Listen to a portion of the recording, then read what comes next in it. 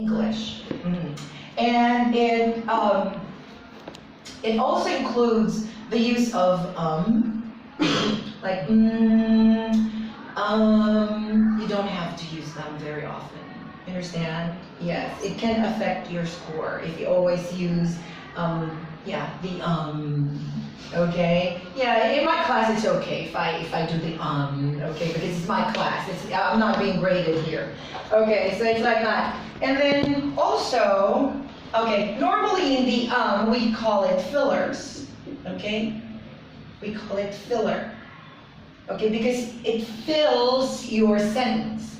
Because your sentence is actually not complete because you have to think of something you have to say. So, because you are thinking, so you usually say, like that. You understand? That's why we call it filler.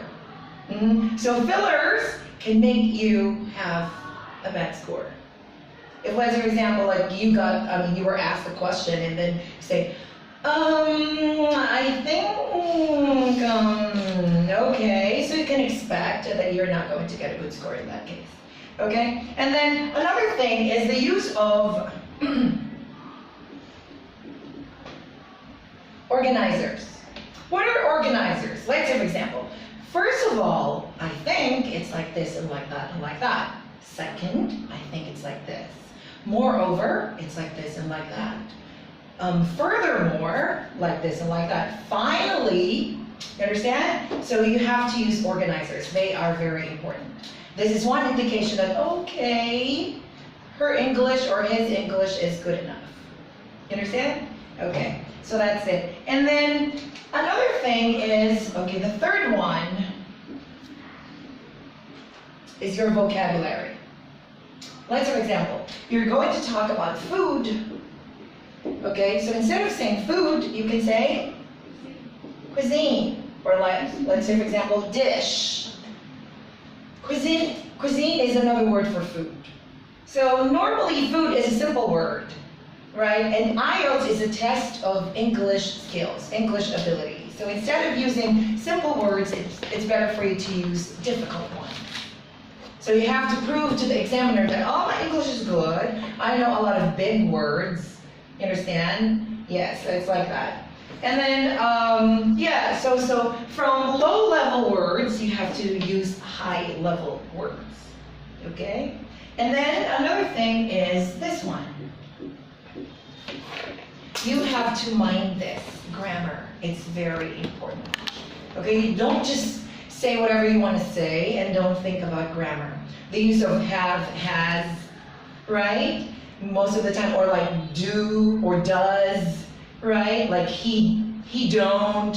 You understand? Okay, so you have to be very careful with this one. So whenever you talk, you also have to listen to yourself. Okay? That is what I do, even until now. I don't just say whatever I want to say. Whenever I say something, I listen to myself. Because when I make a mistake, I can easily check myself.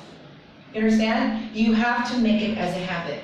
Whenever you talk, you listen to yourself, and then whenever you make a mistake, correct yourself right away.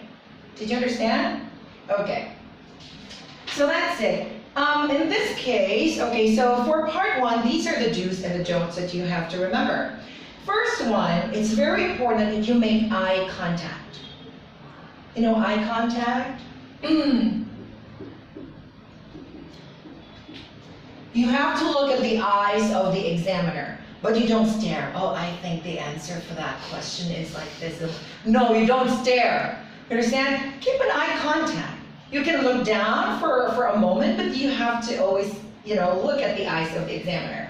Okay? Because you're talking to him. So it's very important that you keep an eye contact whenever you talk to the examiner. And then you have to be confident. What is confident? What is confident in Vietnamese? Tự tin. Okay, I see. So you have to be confident. You don't have to show that you're shy, like, oh, I think, you understand? You have to be confident, and if you can be friendly, it's much better. You understand? Because if you're friendly to the examiner, you will feel comfortable. So whatever question he may ask you, or she may ask you, like, it'll be a bit easy for you to understand, to answer that. Because, yeah, you just think of the person as a friend and not really an examiner. Did you understand? So, you have to be confident and friendly. Because it can add up to the score. Because the examiner may think, oh, the student is comfortable in using the language because I didn't feel that she or he was shy. You understand? So it can affect your score. Okay? Another thing is, you don't have to talk with monotone. You know monotone? What do we mean by mono? Mono means one. So when you say monotone, you sound like a robot. I think the answer for that is this and that and that.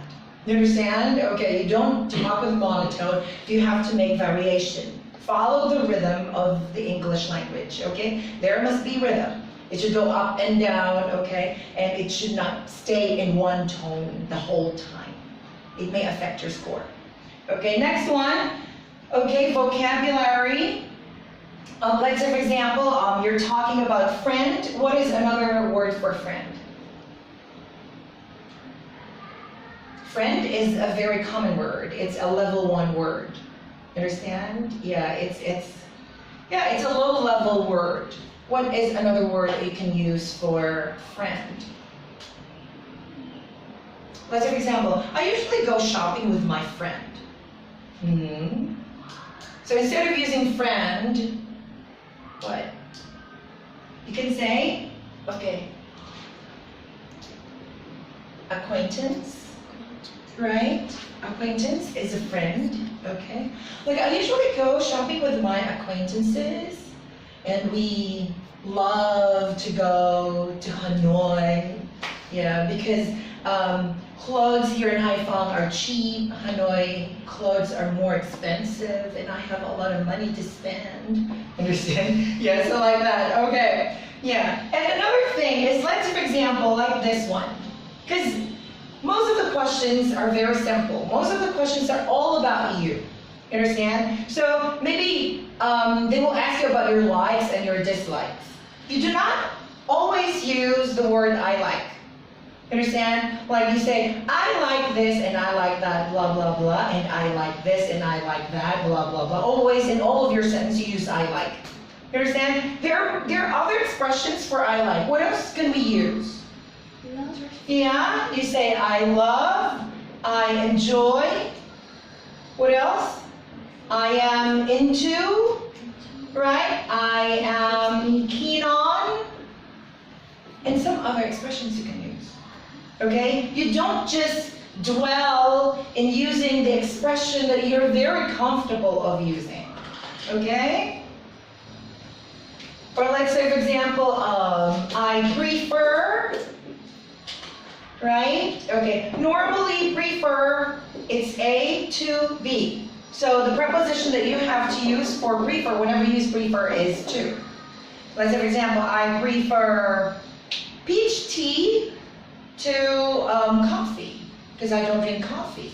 Okay, so it's like that. And then whenever you answer, you don't just answer with one sentence. Try to expand. Okay, try to expand. And you do not have to talk very fast. Like I have to prove that I'm very good. Okay, let me talk fast. No, you don't have to talk fast. Okay, talk slowly. Okay, but not very slowly because it might make the examiner bored. Okay. Talk in the right speed. And then when the examiner has another question to ask, you can easily get it. You understand? Because your speed is not very fast and not too slow. Did you understand? Okay, so it's like that. And then you also have to practice.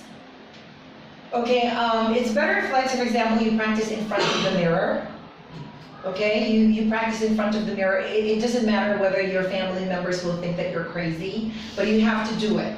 Okay, because at least you can see your face, like whenever you talk, like how your face looks like. You understand? And if, let's say, for example, you're not sure if you're talking in monotone or in a rhythmic way, I suggest that you record your voice.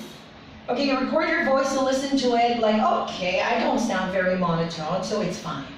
Understand? It's better to know yourself first, because this is not cheap. IELTS test is not cheap. You have to attend the review, and then you have to pay for the test. Right? It's not cheap. And if, like, for example, you have your target score and then you don't hit it, then it's going to make you feel disappointed of yourself. Like, am I not good enough? Why did I fail? You understand? Yeah, so you really have to work on this. And your possibility to get your target score doesn't depend on your class. You understand? It depends on you, on how much you